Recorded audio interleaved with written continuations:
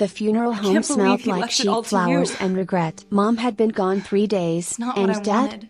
He'd followed her 6 months earlier, like he couldn't bear to live without her. Classic love story, except for the part where they left 3 kids behind to clean up their mess. Sarah, did you find the insurance papers? My older brother Mike called from across the living room, his voice tight with stress. He'd been going through Dad's desk for hours, pulling out bill after bill after bill. Nothing, I replied, shaking my head. Just more credit card statements. Our younger sister Emma sat curled up on the couch, still in her funeral dress, mascara streaked down her cheeks. Maybe we should just, I don't know, walk away?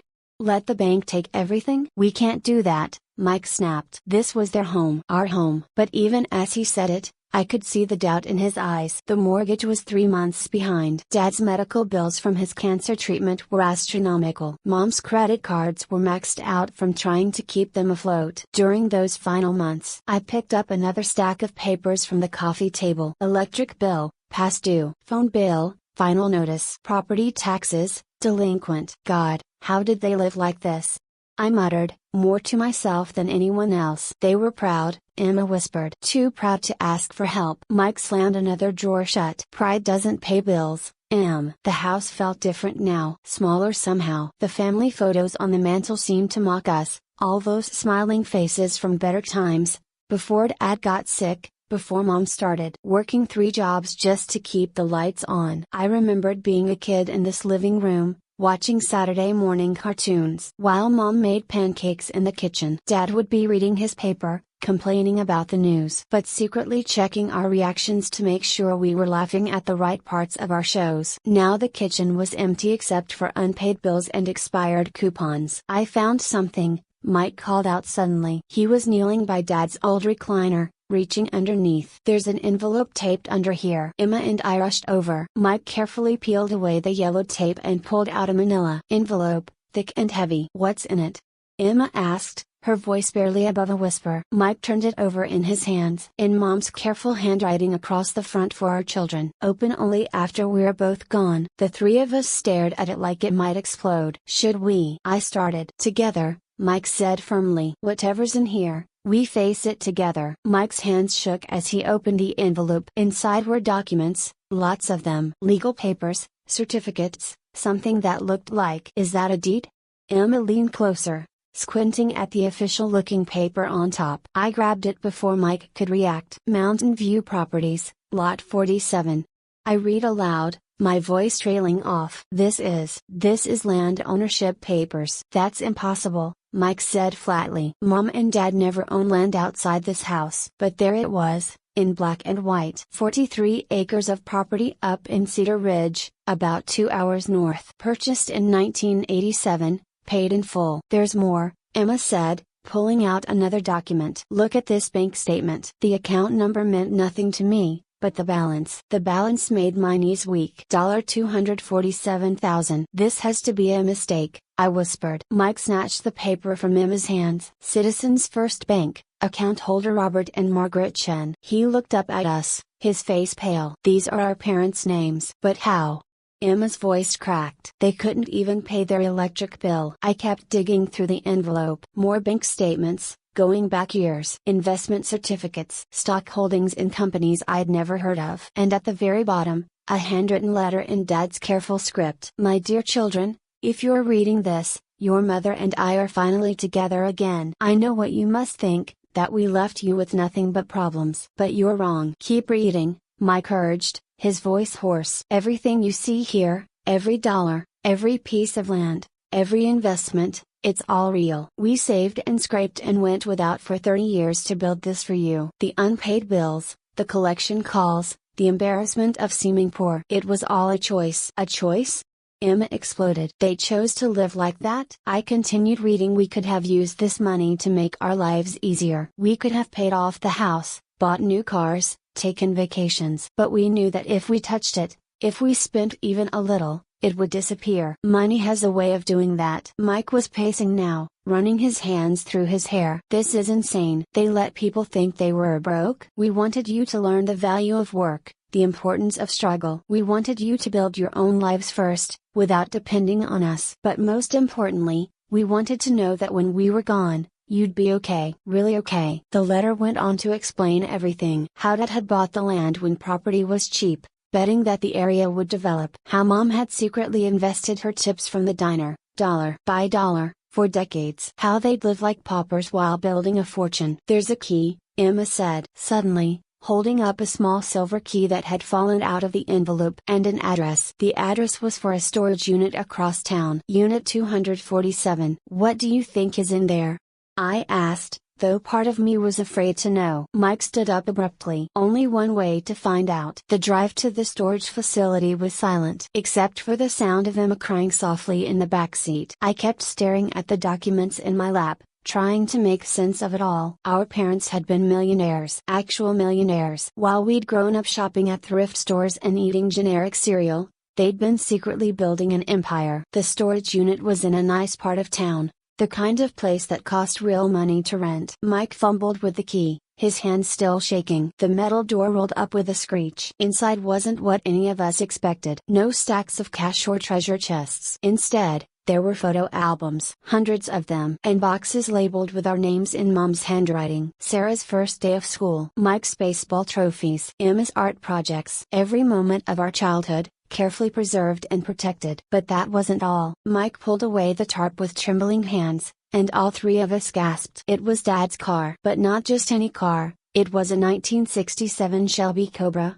pristine and gleaming under the fluorescent lights of the storage unit. I'd seen cars like this in magazines. They sold for hundreds of thousands of dollars. Dad never mentioned. Emma started, then stopped. Of course he never mentioned it. He'd never mentioned any of this. There was an envelope on the driver's seat. Emma grabbed it and tore it open. Sarah, Mike, and Emma, by now you found the money and the land. But this car represents something more. It was my father's, and his father's before that. It's not just a car, it's a piece of our family history that I almost lost. I looked at my siblings. Grandpa's car?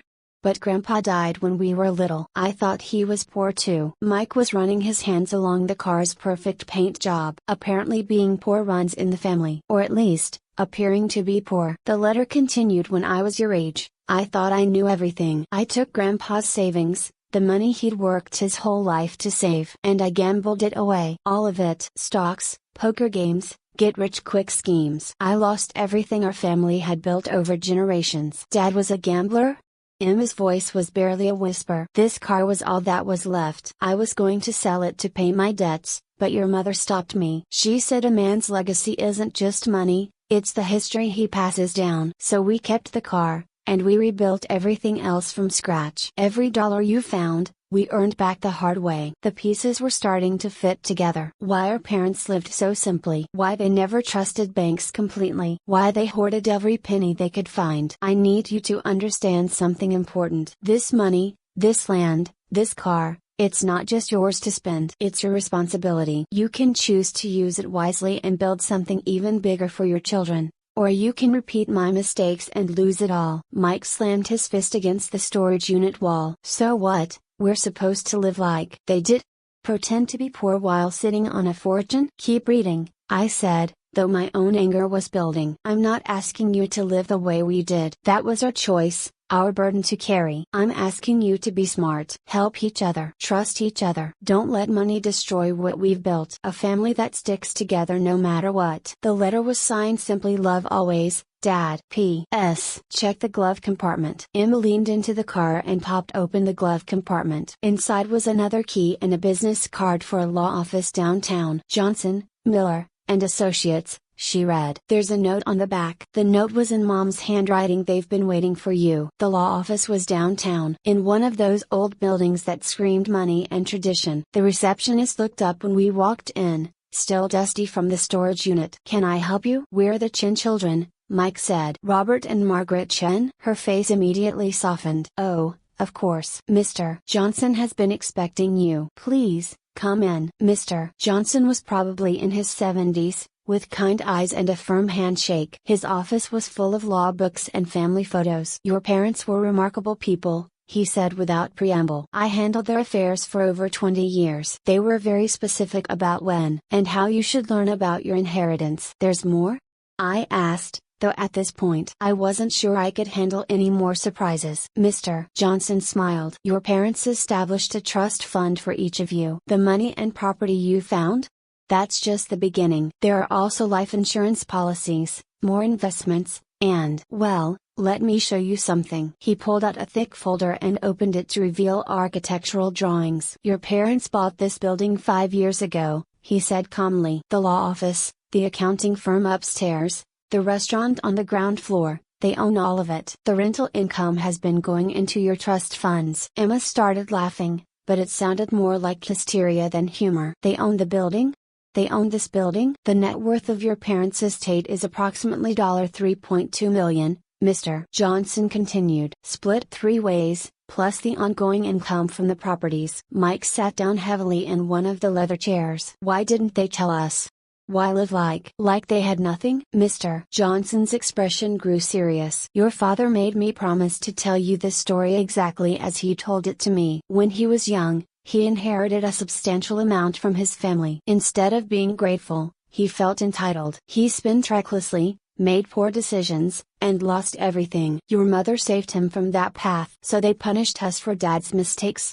Emma's voice was sharp with anger. No, Mr. Johnson said firmly. They protected you from your father's mistakes. They wanted you to build your own character first, before you inherited theirs. They wanted you to value family over money, hard work over easy wealth. He handed us each a sealed envelope. These are their final letters to you. Personal ones, meant to be read. When you understood the full scope of what they'd built. We decided to read the letters together, back at the house that now felt completely different. Every piece of worn furniture, every outdated appliance, every faded photograph looked different when you knew it was all a choice. Mike opened his letter first, his hands steadier now. My son, you were always the protector, even as a little boy. You felt responsible for everyone around you. I watched you work 2 jobs in college, send money home when you thought we needed it, sacrifice your own dreams to take care of others. Mike's voice cracked as he continued reading. The money is yours, but it comes with a condition. Take care of your sisters. Not because they need you to, but because that's who you are. That's who we raised you to be. Emma's letter was next. My artistic daughter,